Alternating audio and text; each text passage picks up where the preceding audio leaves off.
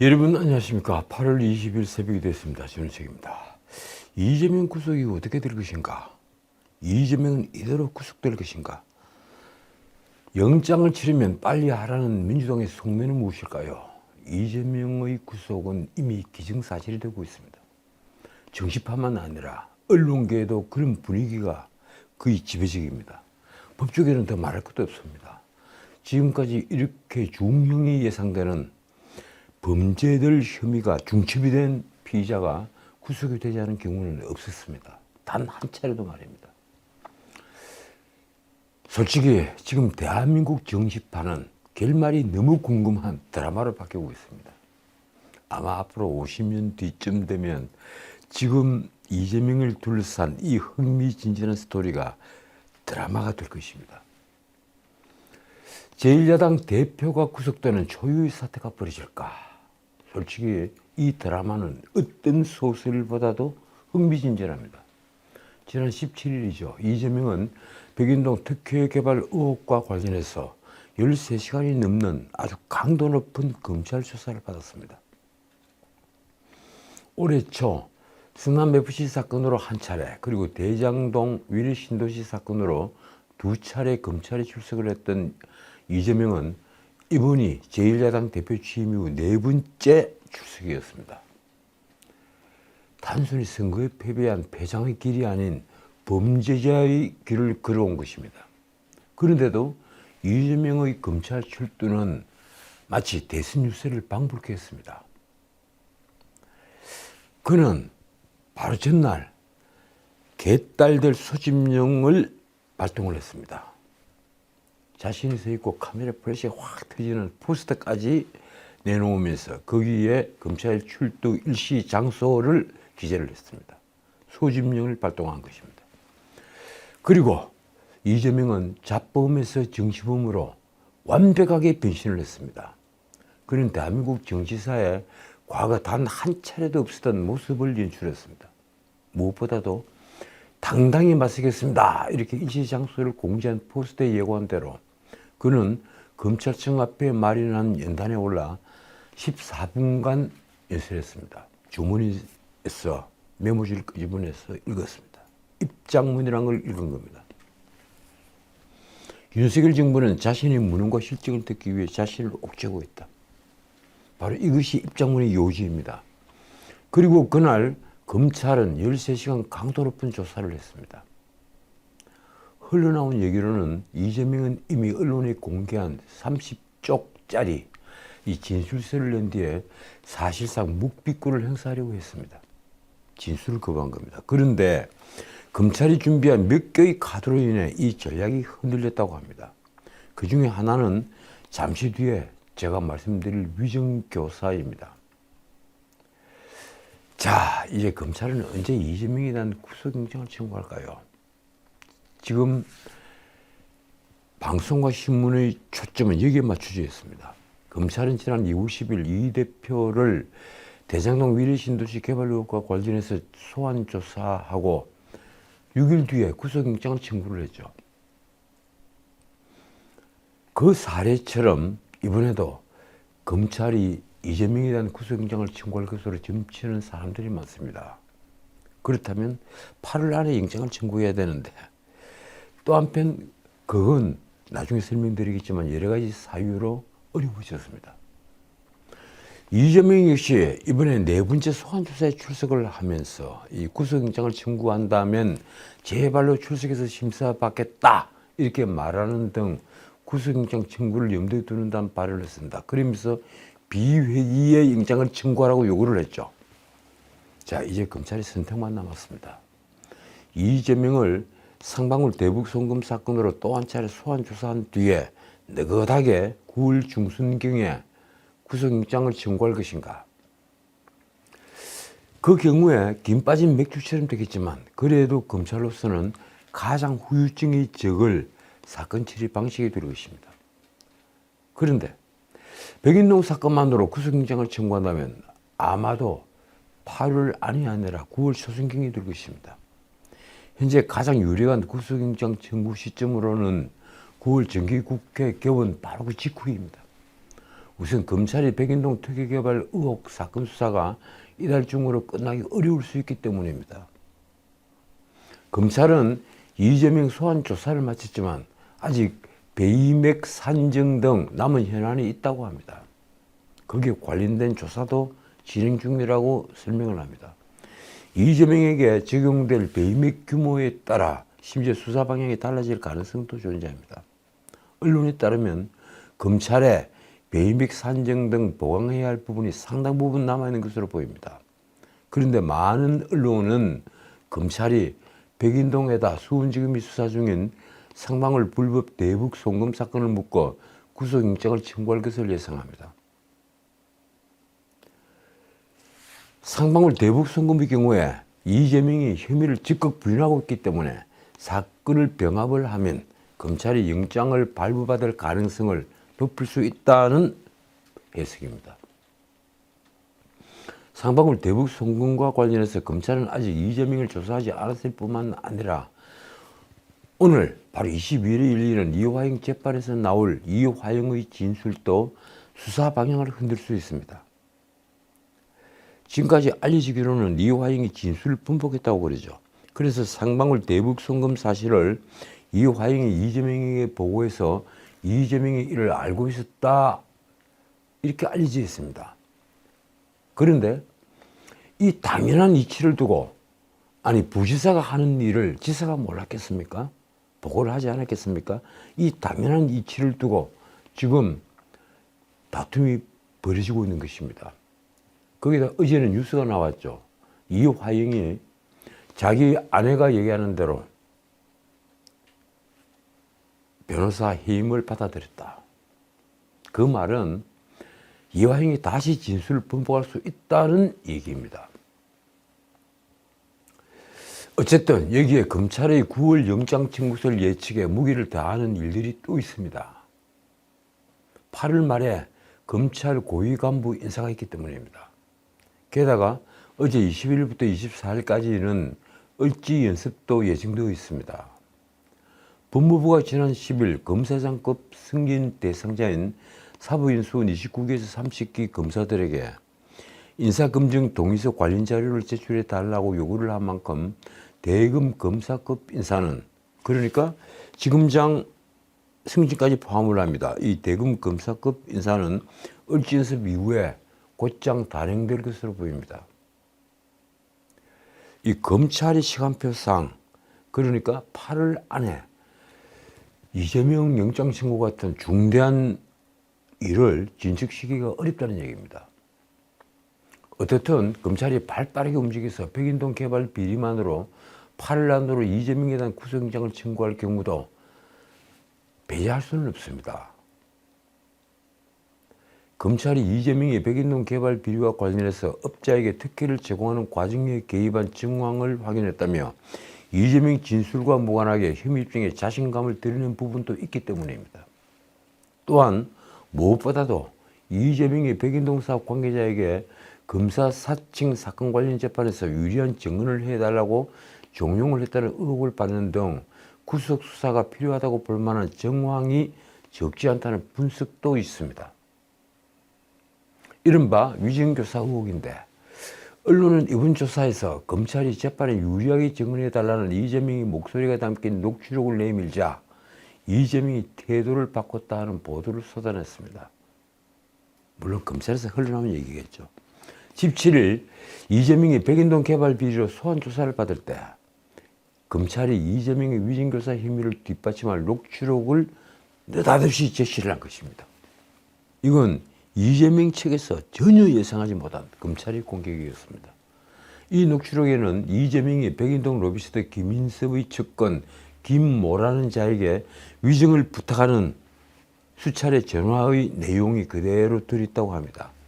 도대체 무슨 사건일까요? 이재명은 2002년 KBS PD가 검사를 사칭해서 당시 김병양 성남시장과 통화를 하고 그걸 녹음하는 것에 가담을 했다. 그래서 허위사실 신고를 한 혐의로 기소가 돼서 벌금 150만 원이 확정이 됐습니다. 그런데 이재명은 2018년 경기도지사 선거 때 이 사안에 대해서 잘못한 게 없는데 누명을 썼다 이렇게 주장을 해서 공직선거법상 허위사실 공표로 또 기소가 됐습니다. 이재명은 당시 이 재판 과정에서 작고한 김병양시장의 수행비서 출신이자 백인동 로비스트 김인섭의 측근으로 알려진 김모라는 자에게 수차례 전화를 해서 증언을 해달라고 부탁을 했습니다. 그걸 검찰은 위증을 교사를 한 것으로 보는 것입니다. 서울중앙지검 반부패 수사일부는 올해 초 백인동 수사의 일환으로 이 김모의 집을 압수수색을 할 때 이재명의 육성이 담겨있는 녹음 파일을 포함해서 3개의 녹음 파일을 압수를 했다고 합니다. 17일 이재명 조사에서 제시한 것은 바로 이 3개의 파일 중에 하나입니다. 결국 이재명은 이번 검찰 소환에서 허리를 찔렸습니다. 그는 올 초에 대장동 조사 때와는 달리 이번 조사에서는 서민 진술서와 더불어 자신이 필요하다고 생각하는 부분에 대해서는 구술로 해명하기도 했다고 합니다. 무엇보다도 이재명은 검찰이 김모와의 통화 녹음 파일을 푼 녹취록을 제시하자 당황한 모습을 보였다는 후문입니다. 그는 그전까지 진술 태도와는 확연하게 다르게 통화 당시 발언의 맥락을 아주 상세히 설명했다고 합니다. 이재명은 김모와 통화를 한 사실은 있지만 진실을 말해달라는 취지였을 뿐이다. 이렇게 계속 주장을 했습니다. 기존 주장을 계속 반복을 한 겁니다. 예상하지 못한 검찰의 공격을 받고 허둥댄 것은 검찰이 이재명의 급소를 제대로 찔렀다는 게 됩니다. 그도 그럴 것이 지난 15일 이재명이 사전에 공개를 한 서민 진술서에는 이 위증교사 혐의 관련 내용이 일절 없었습니다. 이재명이 전혀 예상하지 못했다는 얘기입니다.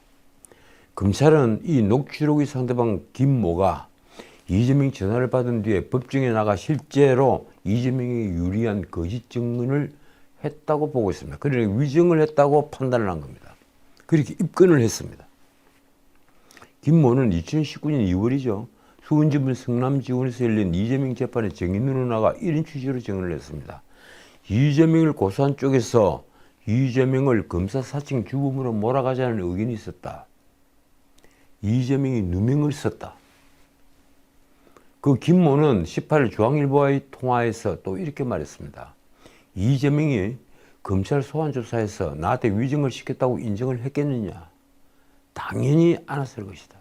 말씀드린 대로 검찰은 김모를 위증 혐의로 입건을 한 상태입니다. 백인동 개발비리 수사는 어떻게 되고 있을까요? 언론 보도를 종합하면 이재명은 이번 검찰 조사에서 백인동 부지를 한꺼번에 4단계 용도 상향한 것이 박근혜 정부의 국토교통부의 요구에 따른 것이라는 입장을 고수한 것으로 알려졌습니다. 하지만 검찰은 당시 국토부 공무원이 지방자치단체가 자체적으로 판단할 일이다. 그러니까 성남시가 알아서 판단할 일이다. 이런 취지인 만큼 이재명의 주장은 설득력이 없다는 입장입니다. 따라서 그런 과도한 4단계 용도 변경은 이재명의 성남시장 선거 당시 선대본부장 출신인 김인섭의 로비 결과라고 보고 있습니다.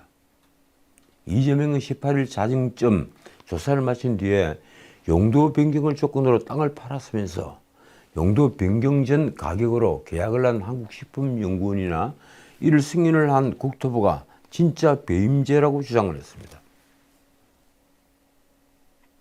검찰은 이런 주장이 이재명 스스로 진술 신빙성을 흔드는 모순이라고 판단합니다. 이재명은 앞서 서민 진술서에서 용도 변경의 혜택을 땅을 판 국가 한국식품연구원이 차지했다고 주장을 했습니다. 그래놓고 이 검찰 조사 후에는 용도 변경에 따른 가치 상승분의 반영 없이 민간업자에게 땅을 판 한국식품연구원의 배임이라고 주장을 한 것은 앞뒤가 맞지 않는다는 것입니다. 어쨌든 이재명에 대한 구속영장 청구는 언제 이루어질까요? 저는 9월 초가 되어야 검찰의 의도가 드러날 것으로 보일 것이다 이렇게 생각을 합니다. 8일 안에 영장 청구는 없다 이렇게 보는 겁니다. 수원지검에서 이재명을 다시 한번 소환조사할 것인가? 검찰은 백인동 개발 비리와 위증 교사를 묶어서 이재명에 대한 구속영장을 청구할 것인가?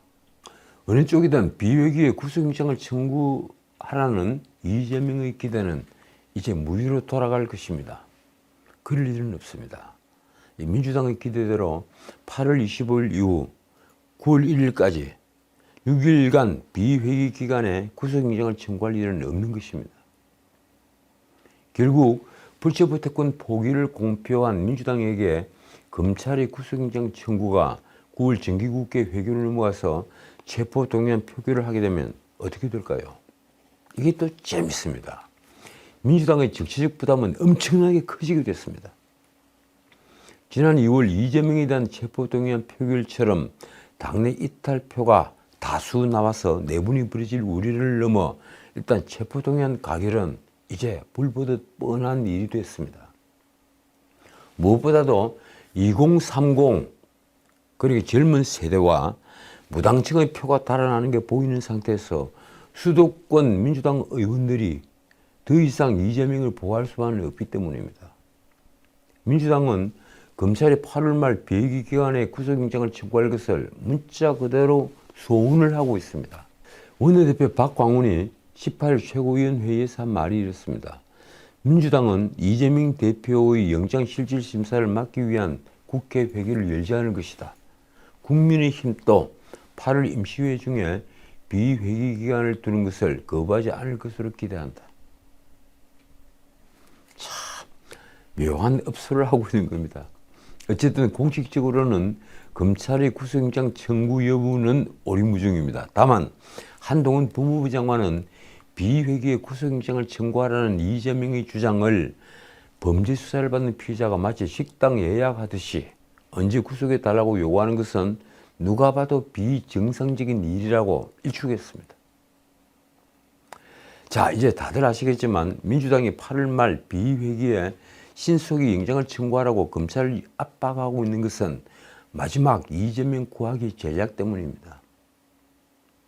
무엇보다 9월 정기국회 때 영장을 청구를 하면 정기국회는 쪼개기 국회를 할 수 없고 따라서 체포동의안 표결을 해야 하기 때문에 당내 분열상은 노출될 수밖에 없습니다. 민주당 검찰 독재 정치탄압대책위원회가 입장문을 내고 검찰을 향해 삿대질을 한 이유도 여기에 있습니다. 언론이 유포한 대로 혐의 입증에 자신이 있다면 쓸데없이 공무상 비밀 누설은 그만하고 8월 국회 비회기 중에 신속히 구속영장을 청구하기 바란다.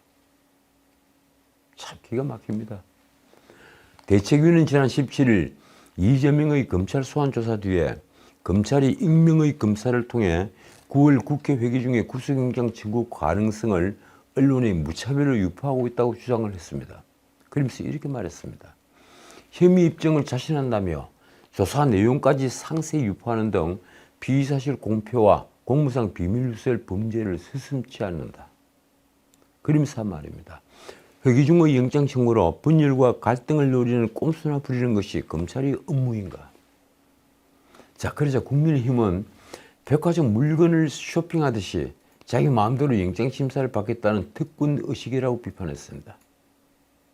김기현 대표는 이날 페이스북에 과거 이재명의 발언까지 소환했습니다.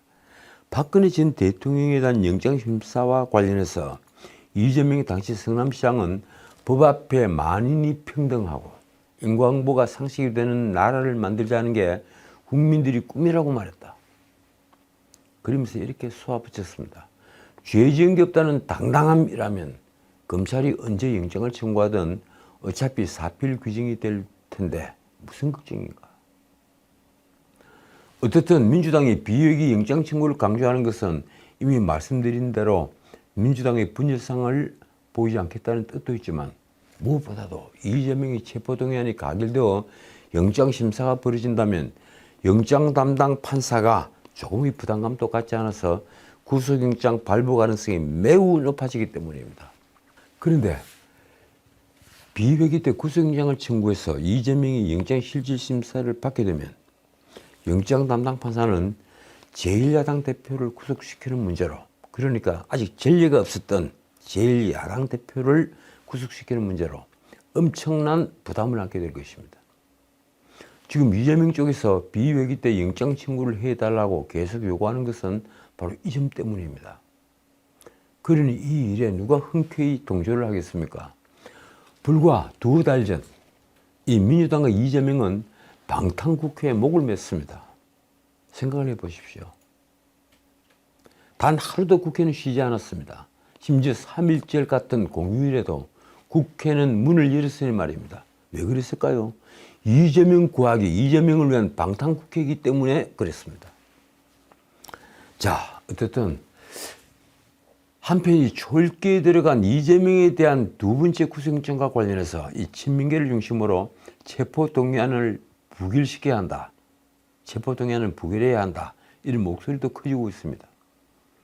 이재명이 교섭단체 대표연설에서 불체포특권 포기를 말하고 이번 검찰 소환에서도 이를 다시 약속을 했는데 소신껏 부결표를 던지겠다는 공개 선언에 이어서 투표 급으로 이재명을 지키자는 이상한 제안마저 나왔습니다. 다시 충성 경쟁이 벌어진 것입니다. 민주당 민영배 의원, 이분은 위장 탈당을 했다가 이번에 복당을 했죠. 이 민영배는 20일 친민계 원외 모임 더민주전국혁신회의라는 모임에서 한동훈이 하는 간악한 짓을 보고 걱정이 되지 않느냐면서 이렇게 말했습니다. 체포동의안 투표를 거부하면 된다. 회의장에 들어갔다가 투표가 시작되면 민주당 의원들이 일제히 빠져나오면 되는 것이다. 이게 무슨 얘기일까요? 무기명 표결 사안인 체포동의안은 재적의원 과반 출석에 출석의원 과반 찬성으로 가결이 됩니다. 민주당 의원 167명이죠. 지금 현재 그렇습니다. 167명이 전원 불출석하면 재적 과반 출석이 성립하지 않습니다. 그러니까 표결이 이루어질 수가 없죠. 그래서 당내에서는 실효성이 없는 전략이라는 평가가 나옵니다. 그런데 민영배가 얘기하는 것은 바로 이 점입니다. 어쨌든 재적 과반수를 이뤄놓고 집단적으로 기권을 표시해서 찬성표를 던지지 못하게 하겠다는 것입니다.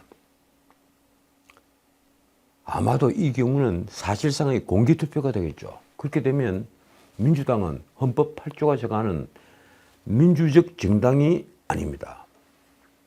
어쨌든 이재명을 엄호해야 한다는 목소리는 친명 사이에 다시 힘을 받는 분위기입니다.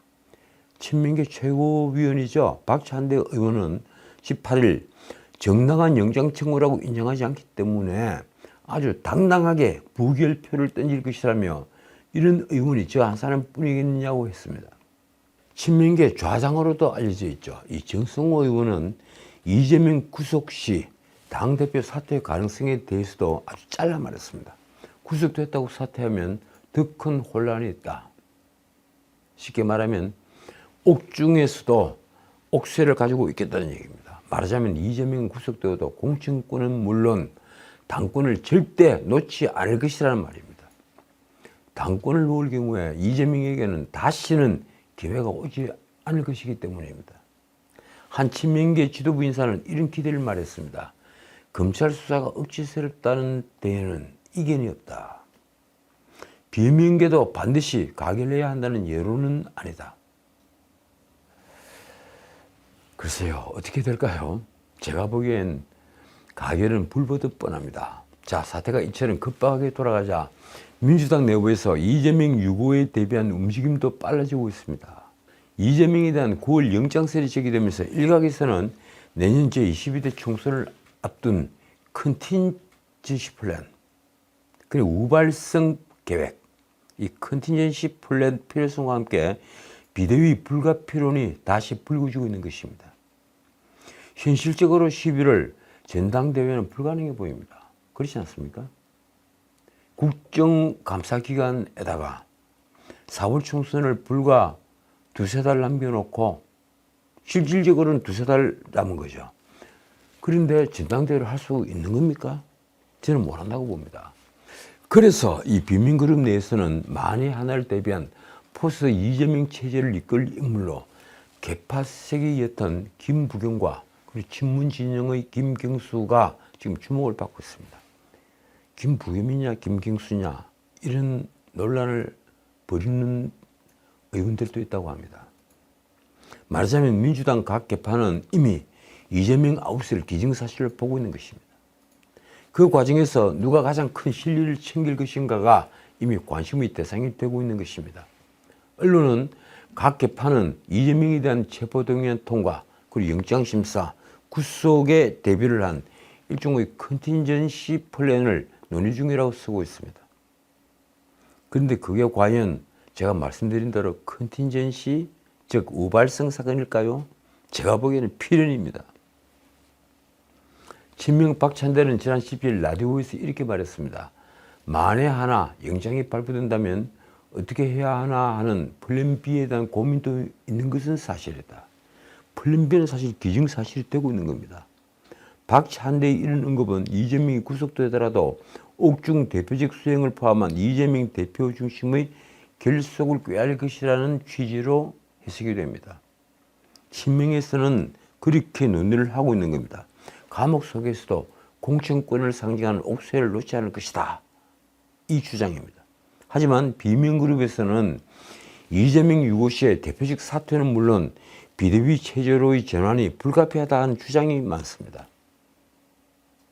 이재명이 내년 총선을 앞두고 옥중 공천을 하면 당의 몰락은 너무 뻔하기 때문입니다. 아니, 당은 사라질 것입니다. 이러니 비명, 친명 모두 지금 위기감이 넘쳐납니다. 겉으로는 태연하지만 말입니다.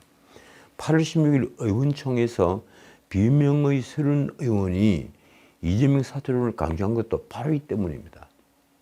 친명계와의 갈등 때문에 직접 나서기가 저하되는 이낙연마저도 최근 민주당에 길을 잃었다. 제2의 DJ가 필요하다. 제2의 김대중 선생이 필요하다. 이러는 등 연일 목소리를 키우고 있는 겁니다. 이 역시 포스트 이재명 체제를 염두에 둔 때문입니다. 그런데 이낙연 같은 경우 직접 나서면 민주당은 곧장 분열이 되어버리겠죠. 어쨌든 현재로서는 이재명의 대표직 수행 불가 시에 당을 이끌 인물로 김경수와 김부겸 등 양김이 거론되고 있습니다. 김부겸은 이재명 지도부가 그동안 사법 리스크나 강성 일변도 대외 정책으로 외연 확장의 한계를 드러내는데 이런 민주당의 약한 고리를 보완할 수 있는 리더십이 될 수 있다. 이렇게 분석이 됩니다. 중도층 외연 확장에 가장 적합한 인물이 김부겸이다. 이 얘기입니다. 친문적자로 불리는 김경수의 경우 화합형 성품을 갖춘 인물로 평가가 됩니다.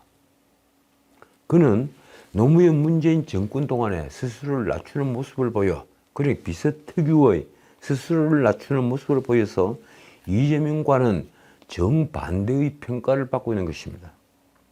그러나 이재명이 구속되더라도 당대표 자리에서 물러나면 안 된다는 주장은 여전히 당내에서 넘쳐나고 있습니다.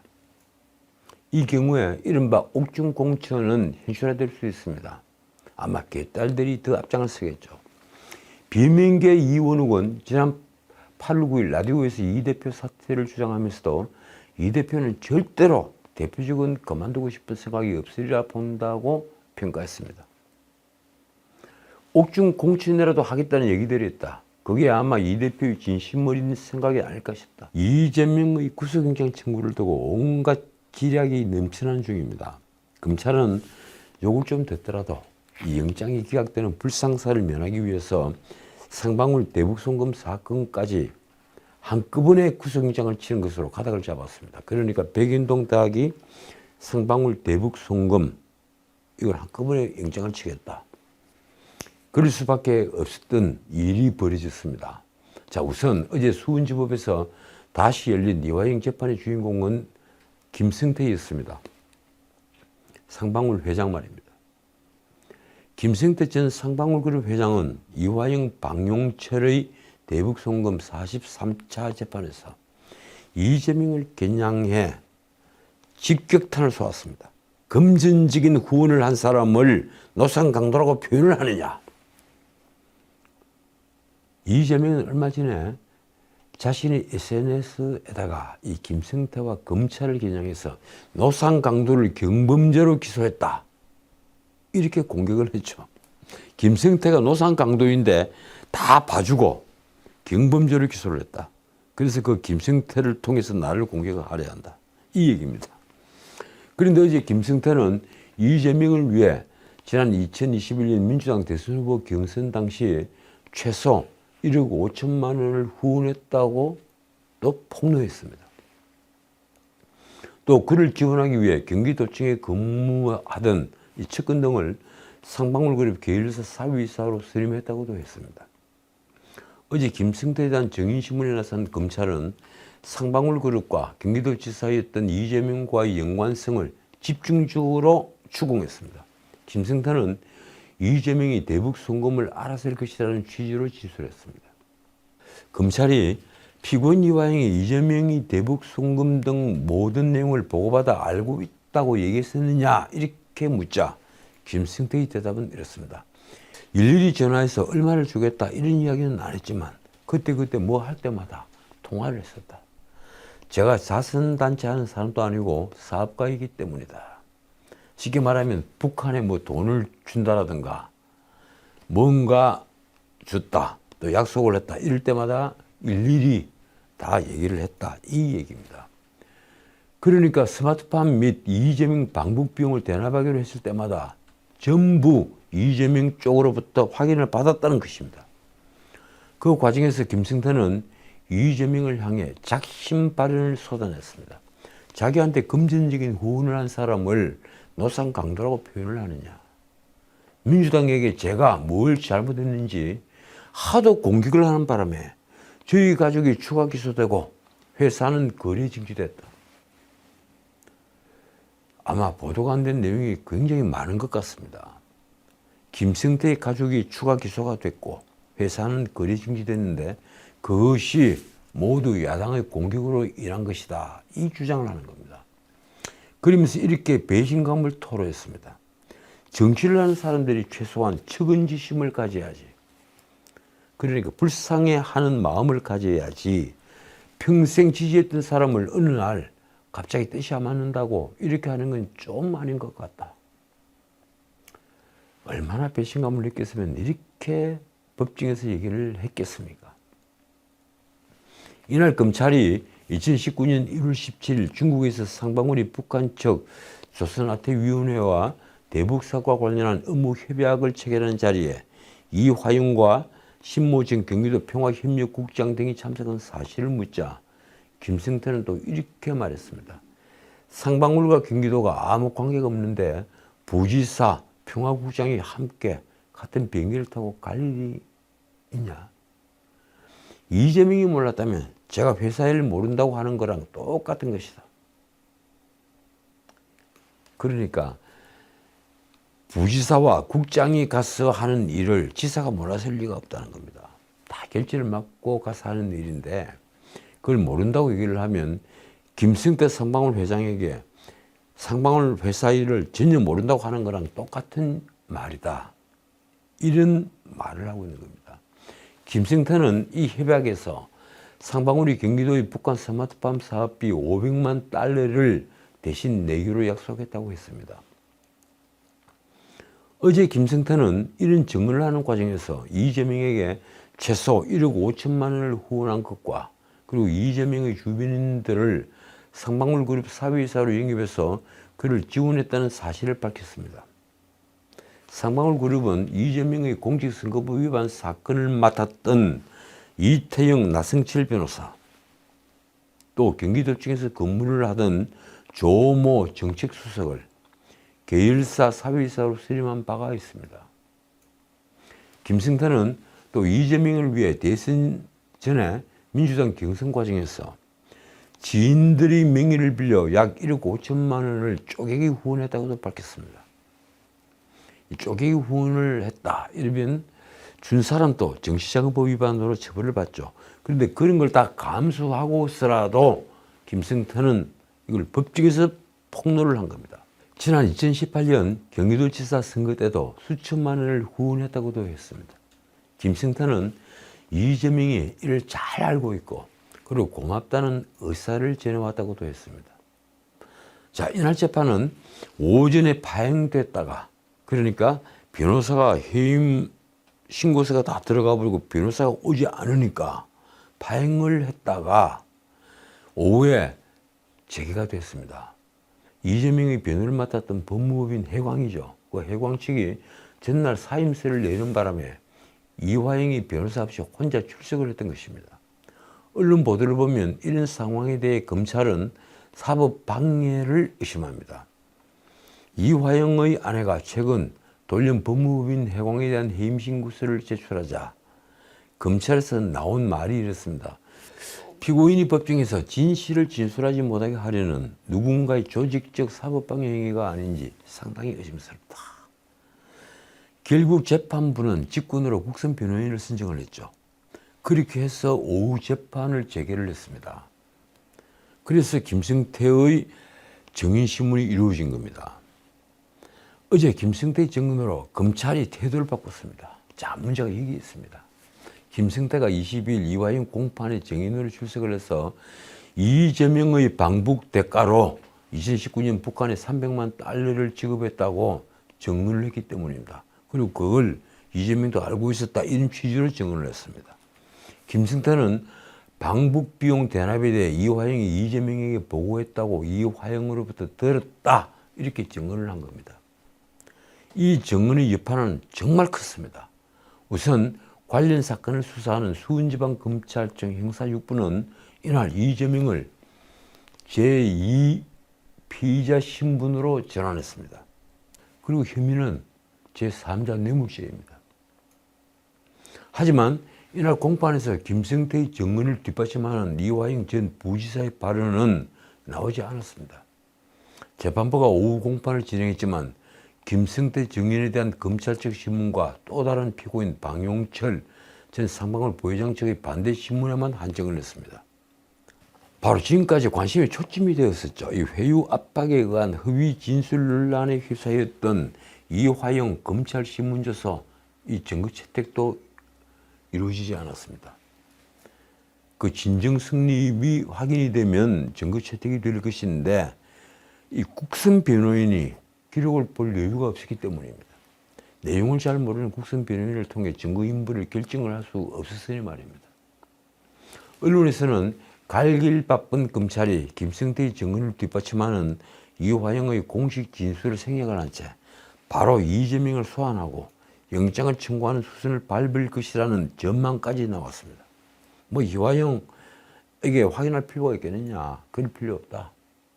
이제 김성태의 증언이 있으니 이대로 이재명을 불러서 조사를 한 뒤에 곧장 영장 청구를 할 수 있다. 이 주장이 나온 겁니다. 어떻든 어제 오후 김성태 증인신문에서 이재명 이름만 수십 번 언급이 된 재판이 됐다는 말이 나왔습니다. 이런 식입니다. 먼저 검찰 신문입니다. 방북 대가와 관련해 질문하겠다. 북한 측에서 이재명 방북 대가로 최초에 500만 불을 요구해서 이를 이화영에게 전달했고 이화영이 100만 불 정도로 해봐라 해서 협상을 했는데 최종적으로 300만 불로 이재명의 방북 비용이 북한과 합의된 것인가? 자, 검찰이 이렇게 묻자 김성태의 답이 이렇습니다. 네, 그렇습니다. 또 검찰이 질문이 이렇습니다. 방북 비용과 협상 과정을 이화영과 모두 공유했나? 네, 그렇습니다. 다시 검찰의 질문입니다.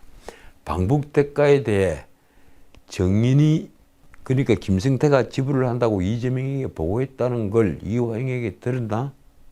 김성태의 답이 또 이렇습니다. 네, 몇 번 확인했습니다. 다시 검찰의 질문입니다. 스마트팜 비용을 내기로 확정을 하고 방북 비용을 내기로 확정을 했을 때 중요한 상황에서는 피고인 이화영을 통해서 이재명과 통화를 한 게 맞나? 김성태의 답변이 이렇습니다. 네, 맞습니다. 김성태의 법정 진술이 이렇게 이루어지자 곧바로 수원지검은 이재명을 입건했습니다.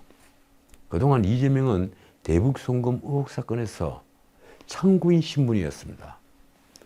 이재명을 피의자로 입건했다는 것은 무엇을 의미하는 걸까요? 곧 소환 조사가 임박했다는 의미입니다. 말하자면 5번째 검찰 소환이 벌어지는 것입니다.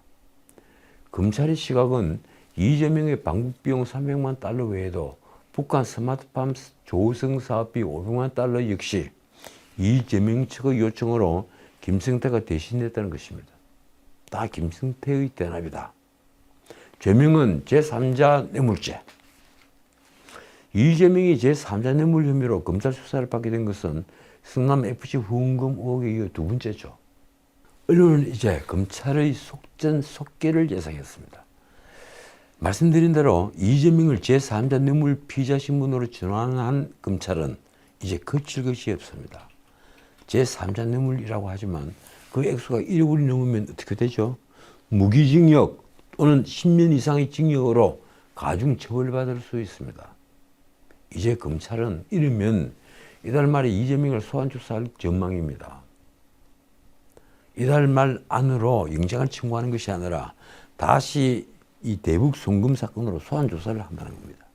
다만 수원지검이 이화영에 대한 민주당의 사법방해 의혹을 수사 중이라서 조사 시점이 일부 늦춰질 가능성도 있다고 합니다. 검찰의 신경도 지금 곤두서에 있습니다. 어제 이화영의 대북 송금 재판을 앞두고 이화영을 변호하던 법무법인 해광이 이화영 아내가 해임을 하자 검찰은 이렇게 말했습니다. 단순히 피고인과 그 가족의 불안한 견해차를 보기는 어렵다. 이 피고인이 법정에서 진실을 진술하지 못하게 하려는 누군가의 조직적 사법방해 행위가 아닌지 상당히 의심스럽다. 그 누군가가 누구일까요? 여러분 다들 짐작하시겠죠. 검찰은 민주당 최고위원 박찬대가 이화영의 측근을 만난 직후에 이화영의 아내가 변호인 선임 과정을 문제 삼아 재판에 공전되고 있다며 이렇게 말했습니다. 형사사법을 흔들리는 시도가 노골적으로 있는 것 같아서 안타깝고 유감이다. 그러니까 실명이 다 나와버렸죠. 박찬대 최고위원이 누군가를 만나서 얘기를 했다. 그 다음에 이화영의 아내의 태도가 바뀌었다. 그래서 이화영 뜻과는 다르게 변호인을 해임을 했다. 이런 걸 검찰이 주장하고 있는 겁니다. 결국 많은 언론이 관측하는 대로 이 수원지검의 이재명 소환이 이루어지면 검찰이 백인동 의혹과 묶어서 내달 이재명에 대한 구속영장을 청구할 가능성이 높아졌습니다. 아마 다음 달 정기국회가 열리고 중순경이 되겠죠. 이재명이 원하는 대로 8월 말 비회기에 구속영장을 청구하는 일은 없다는 말입니다. 자, 이 소식이 알려지자 이재명은 기자들과 만난 자리에서 황당한 얘기라고 발언을 했습니다. 황당한 얘기다. 참 이분이 황당하다고 반응하는 게 꽤 많이 있습니다. 대장동을 1년 넘게 탈탈 틀었는데 나오는 게 하나도 없다. 그래서 자기를 수사하고 기소한다는 게 황당하다. 백인동도 그렇죠. 자기는 이론 한 번 받지 않았다. 그런데 왜 나에게 배임죄라고 하느냐. 사실 이론 받았느냐 받지 않았느냐. 아니 100억을 받았느냐 받지 않았느냐. 그거와 배임은 하등 상관이 없습니다.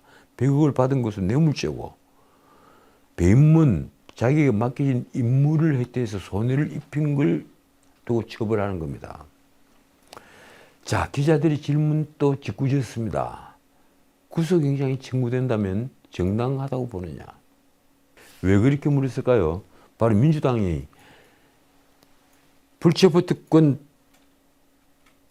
포기를 말을 할 때 정당한 구속영장 청구라는 조건을 붙였죠. 그래서 정당한 구속영장 청구만 불체포 특권을 포기한다고 한 말을 걸고 들어간 겁니다. 그래 기자가 그렇게 물으니까 이재명의 이런 답변이 돌아왔습니다. 그게 말이 되는 소리겠느냐. 그러니까 구속영장 청구한다는 것 자체가 말이 되지 않는다는 얘기입니다. 만약 이재명이 말대로라면 지금 이재명을 모함하기 위해 대한민국 검찰이 이화영, 김성태 등은 물론 대북 송금에 관여한 수많은 인물들과 짜고 이재명을 나락으로 떨어뜨리고 있다는 말이 됩니다. 거기에는 저 같은 사람도 제3자도 관련자도 포함이 됩니다. 이재명은 기자들이 이화영이 검찰의 회유와 압박으로 진술을 바꾼 것을 보느냐 이렇게 물었지만 거기에 대한 답은 하지 않았습니다. 아마 가장 답을 하기 어려운 그런 질문이었을 겁니다. 이재명은 정색을 하며 비회기 때 당당하게 구속영장을 청구하라고 요구하는 걸 잊지 않았습니다. 이런 분이 국회가 하루라도 쉬면 검찰이 자신을 잡아갈 거라고 얘기했든지 3.1절 같은 공휴일조차 쉬지 않고 국회를 계속 열도록 했습니다. 그런데 이제 와서 비회기를 빌 테니까 비회기에 영장을 청구해라. 검찰이 당당하다면 비회기에 청구하세요. 이렇게 말을 하고 있으니 참 기가 막히는 반전입니다. 자, 오늘은 여기까지입니다. 오늘 내용이 조금 길었습니다. 이재명의 아내 김혜경의 경기도 법인카드 불법 유용 의혹을 공익신고한 분이 있죠. 바로 전직 경기도 7급 공무원 A씨, 배소연 심부름을 하던 7급 공무원 A씨. 이 A씨가 이재명 대표도 법인카드 유용을 지시 묵인하는 부패 행위를 저질렀으니 이를 조사해 달라는 내용의 공익신고를 국민권익위원회에 제출한 것으로 21일 확인됐습니다. 배소연이 주범이 아니라 김혜경이 주범이 아니라 진짜 법인카드를 불법 이용한 사람은 이재명이다, 이 얘기입니다. 법인카드 불법 이용은 이재명이 경기지사를 할 때 그의 아내 김혜경이 비서 역할을 하던 5급 배소연을 시켜 초밥, 샌드위치, 과일 등 사적 물품을 관사나 자택으로 사오게 하면서 경기도 법인카드로 결제를 하도록 했다는 내용입니다. 이 의혹은 2021년 3월에서 10월까지 경기도 비서실 공무원을 지낸 A씨가 작년 1월 공익신고를 하면서 불거졌습니다. 제기됐던 겁니다. A씨는 배소연이 지시를 받아 법인카드로 직접 물건을 사간 사람입니다. 이와 관련해서 배소연은 지난 10일 1심 재판에서 징역 10월에 집행유예 2년을 선고받았습니다. 김혜경도 공범 혐의로 검찰이 수사 대상이 되어 있죠. 그런데 경찰은 작년 9월 이재명에 대해서는 법인카드 유용 사이에 연결고리가 발견되지 않았다, 이렇게 결론을 내고 사건을 검찰에 보내지 않고 종결을 했습니다. 이재명은 관련이 없다, 이 얘기입니다. 그러자 A씨는 이재명에 대한 부패 행위 신고서를 지난 20일 권익위에 낸 것입니다. 이 신고서에서 A씨는 이재명은 경기도 법인카드로 자신과 아내의 아침 식사 등이 구매되고 있다는 사실, 그리고 아내가 배소연 등에게 위법한 지시를 한다는 사실을 잘 알면서도 이 경기지사라는 지위와 권한을 이용해서 공금횡령 등이 이루어지게 했다, 이렇게 주장을 했습니다. 그러니까 경기도 법인카드로 먹을 걸 사고 필요한 물품을 사고 하면서 다 알고 있었다. 그 공금횡령을 묵인을 하고 있었다, 이 주장을 한 겁니다. 만약 이 일이 선진민주정에서 벌어졌다면 어떻게 되었을까요? 기껏 먹는 것, 입는 것이니 눈 감아줄까요? 여러분들 그렇게 알고 계십니까? 아닙니다. 그 답을 우리 모두 잘 알고 있습니다. 아직 우리는 스스로의 행동에 책임을 지지 않는데 익숙해 있습니다. 지금까지 진은책이었습니다.